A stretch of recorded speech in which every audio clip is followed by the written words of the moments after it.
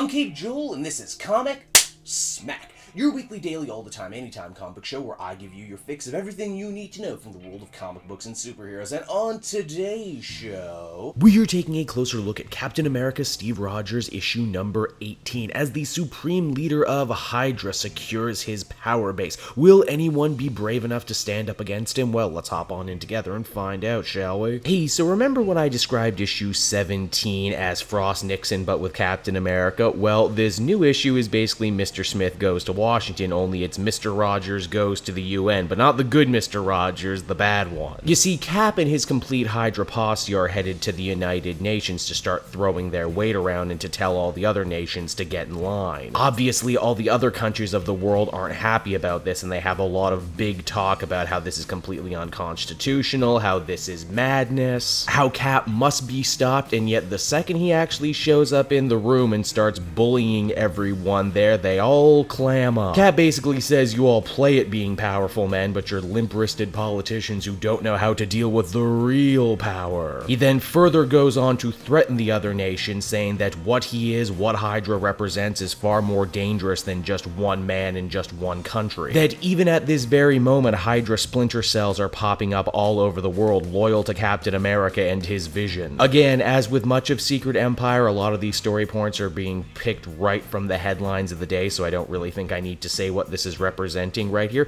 What is interesting though is we actually get to see one of these battles over in France. I haven't been reading the USA Avenger time, but I get the feeling that that's what this is referencing. Steve hits all the other classic bad guy points in his speech, talking about how there was a lot of angry, disenfranchised people that he was able to mold and yada yada yada, and how no one can stop him. And then quite possibly the coolest goddamn thing I've read in a very long time happens. Again, remember, this is the United Nations in the Marvel Universe, which means all nations, even the fictitious ones, are represented, including Wakanda. You see, it's at that moment T'Challa, the Black Panther, the King of Wakanda, makes his presence known to Captain America and Hydra. He says he will not be bullied, he will not be threatened or bribed, and that he refuses to kowtow to a madman in his evil dream. Furthermore, Black Panther lets it be known that he's actually winning huge victories over Hydra, who have tried to invade his country on no less than 3 occasions. T'Challa has not only turned back these invasions, but he's killed every Hydra guy who's dare set foot on his soil. Basically, Black Panther is here to inspire the rest of the world to not give up hope, to not let Hydra win, to take a stand for freedom no matter the cost, and it ends up working. We see Chinese and British heroes and everyone else starting to take up arms against Hydra. Perhaps kind of an odd message coming from a character who is a bit of an isolationist himself and a monarch to boot, but then again, the Black Panther is also kind of the ultimate civil servant, so maybe it isn't so weird. By far though, the best moment is in when he says the representative from Wakanda has the floor,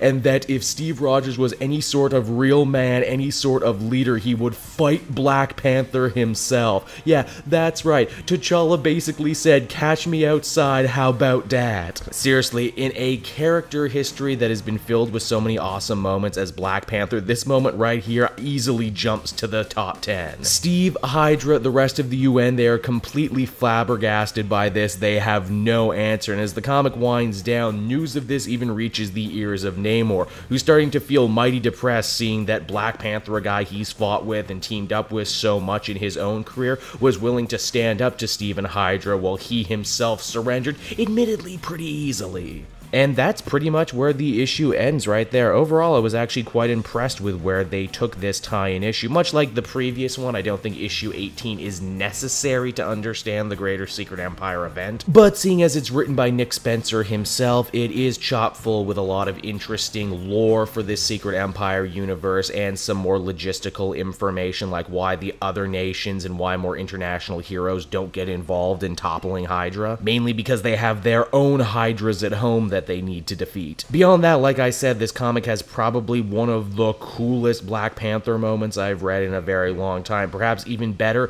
when juxtaposed to the, more serious, more drawn from the headline sort of story that's being told here, only to be like, boom, hey, comics are happening right now. Overall, I'd give this one an 8 out of 10, and I wonder what political thriller or movie Nick Spencer will take inspiration from in the next issue. So there you go, everyone. There's your taste of Captain America for the week. I hope you enjoyed enjoyed it, and while I have your attention, why not check out some of these other big releases from the Cape Joel channel this week. As always, if you want to stay up to date on all the newest comic book videos I got coming out from the channel, be sure to head on over to Twitter and follow me at Cape Joel, or check out some of my other many social media feeds down in the description. And before you go, if you're feeling in a supportive mood and particularly like the sort of videos I'm making, might I recommend becoming a patron? Patrons get exclusive access to podcasts and videos before anyone else, and you can do so for as little as $1 a month. Maybe monthly's not your thing, that's fine, I understand. I also have a cyber tip jar down in the description too. A little bit goes a very long way and it would be much appreciated. So until next time everyone, this has been Cape Joel, thank you so much for watching and I will see you all again in another video. Bye bye.